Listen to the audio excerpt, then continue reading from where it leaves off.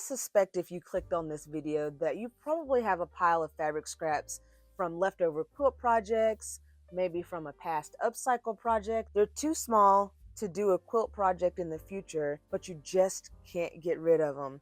Trust me, I know exactly how you feel. In today's video, I'm going to show you how to take all of those weird, all of those crazy little pieces that just don't really have a home anywhere else. We're going to put them all together and make something magical. So grab your sewing gear and let's get into it.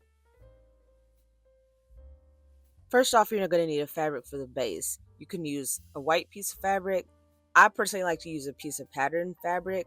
Even though it's going to get covered up with a lot of different things, I like to use a pattern fabric just to kind of give it a little extra oomph, whatever word that you want to put in there.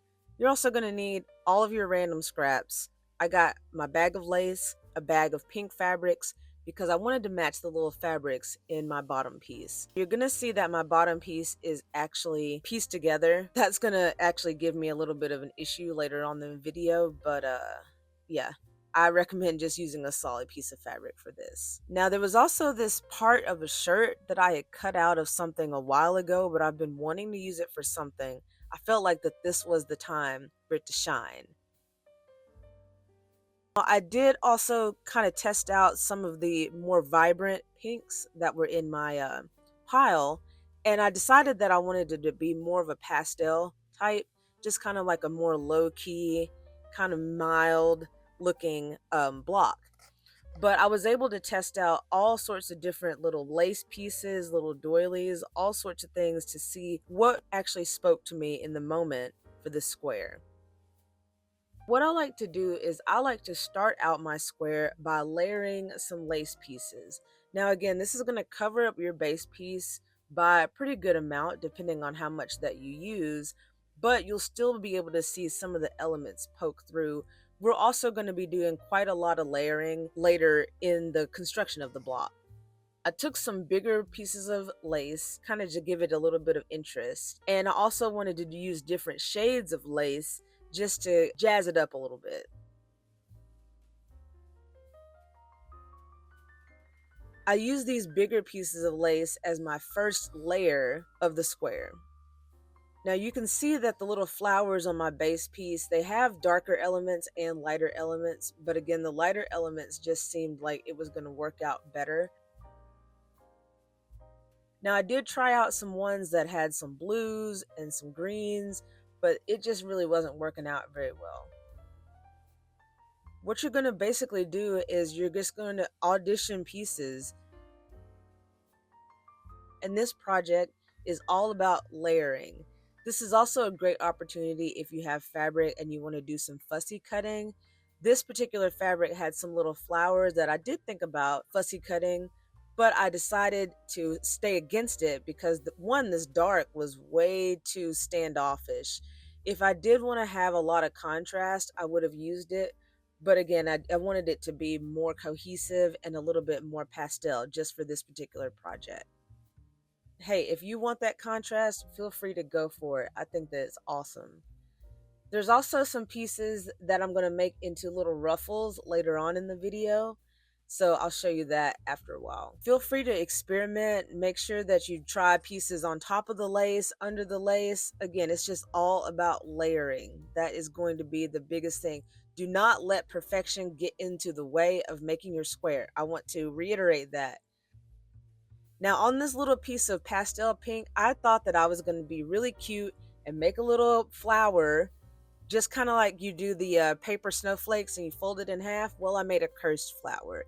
I don't know what kind of shape came out, but then that got my brain going to where, hey, if I make like 3 more of these cursed flowers, I can put them together and I can actually make something that makes sense.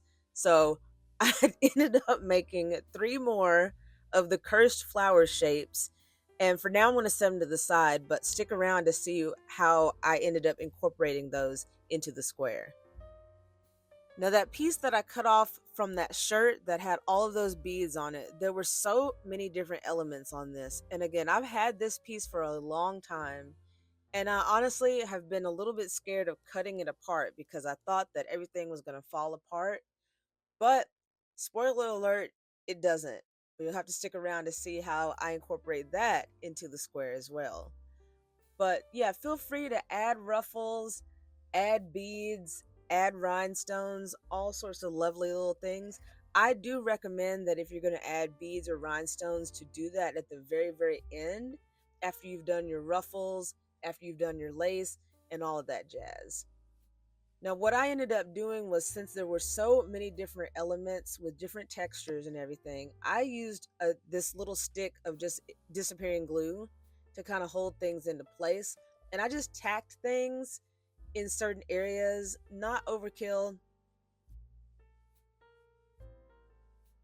And then I also did use some straight pins as well.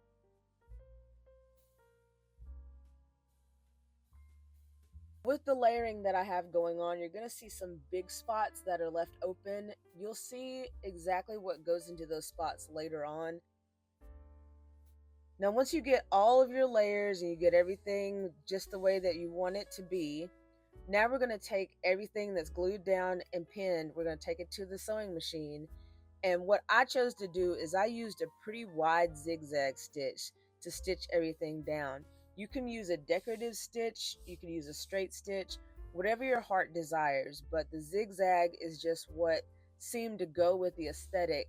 And I did not sew around every single element. Basically what I did was I took all of the main ones, the bigger ones, and I did a zigzag around all of those.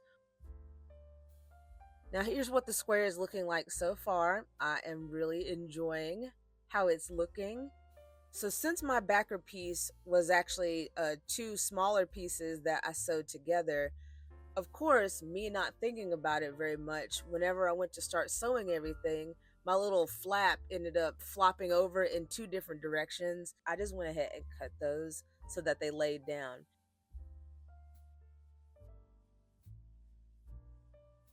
But once I got all of my layered pieces attached and ready to go, I went ahead and trimmed my piece all the way down to the final size that it's going to be.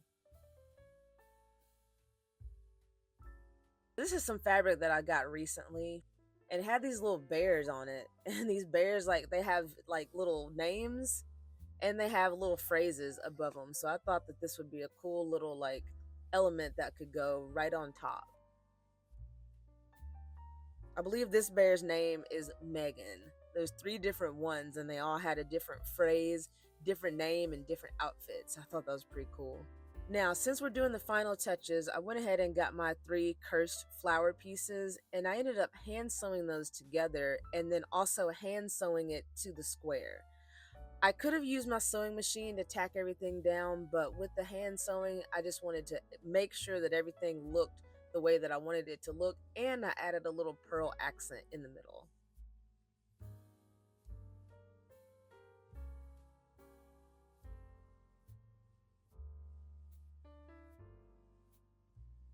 I also decided that I wanted to do a little ruffle, just like I was talking about earlier, so I ended up hand sewing that as well.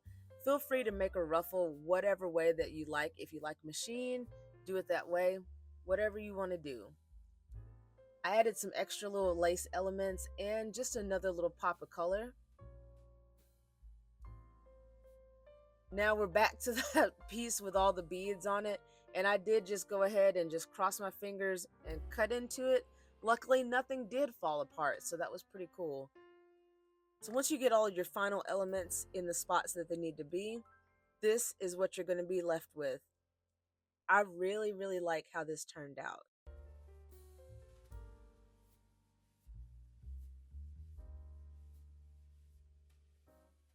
What's really fun about this project is that you're not just stuck making squares. You can make this into a long strip that could go into your next upcycling project.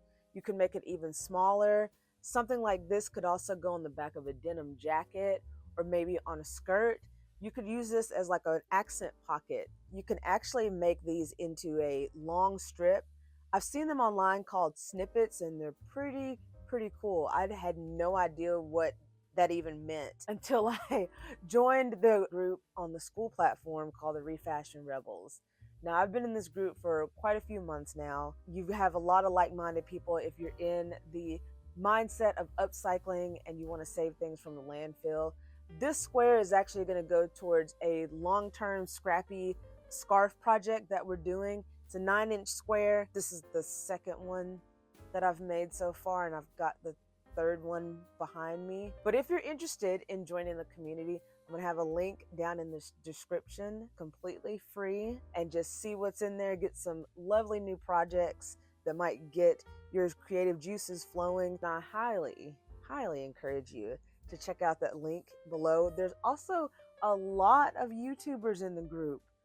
I'm gonna do another video in the future where I'm gonna call out everybody. I do appreciate you watching this video. I hope that you enjoyed it. Let me know if you have any questions or any comments down below, and I'll see you next time.